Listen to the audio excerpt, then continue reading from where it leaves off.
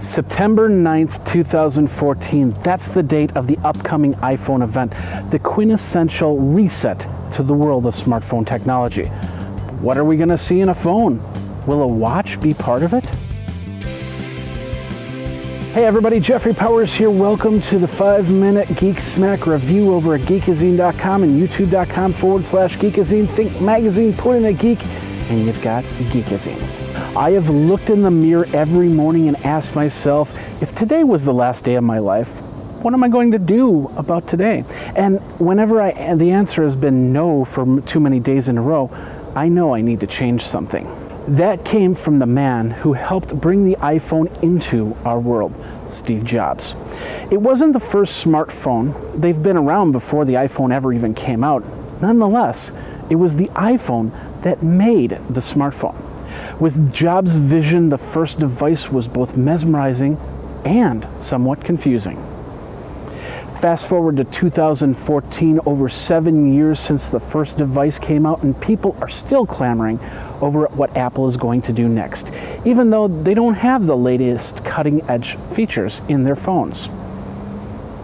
Steve Jobs always said he wanted to have a fully functional phone that didn't suck the power out of it. That's the reason why 3G wasn't added on the first model.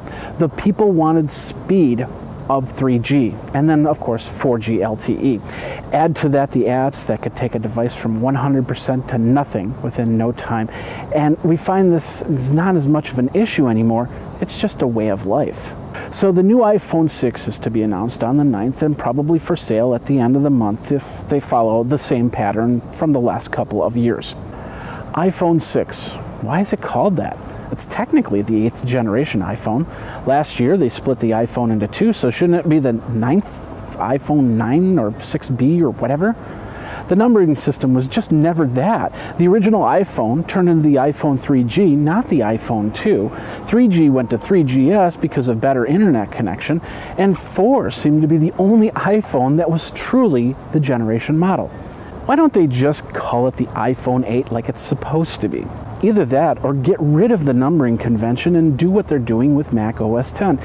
Since the big feature is the synthetic sapphire glass made in the United States, why not call it iPhone US, or better yet, iPhone Arizona?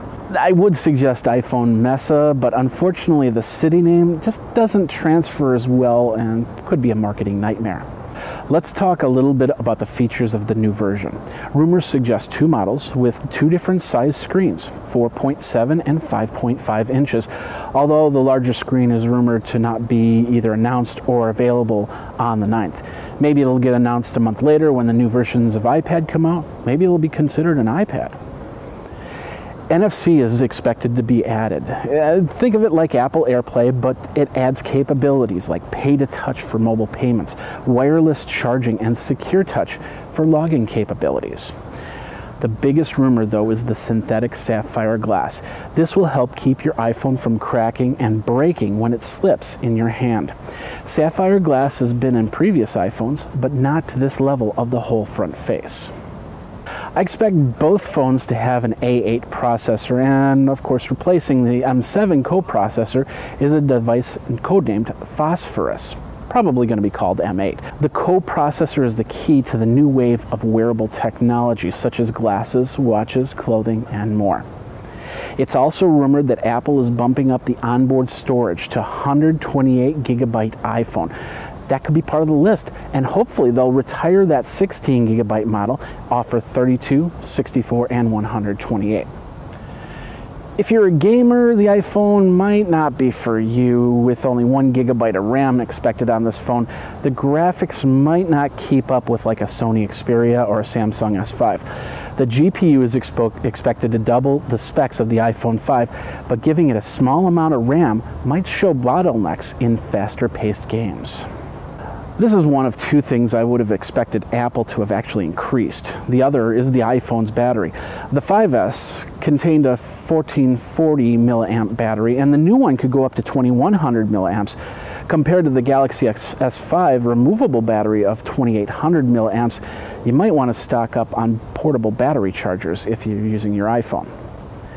Finally, there's a question on cameras on the device. Some sources say a new 13 megapixel camera will be in the phone, whereas others will believe it'll still have that 8 megapixel primary camera with the added f-stop functionality of 2.0.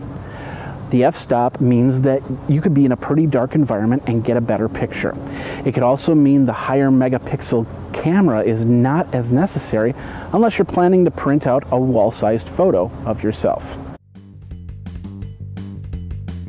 So that's it, the 8th generation iPhone 6 in a nutshell. Of course, the specs are all rumors at this point and could change without notice. Are you planning to buy one? Are you sticking with the iPhone or the smartphone that's in your pocket?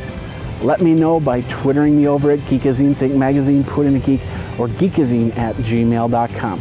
Don't forget to go over to the YouTube channel, youtube.com/Geekazine, and say hi there. If you've got a topic that you want me to talk about for the 5-minute Geek Smack review, let me know.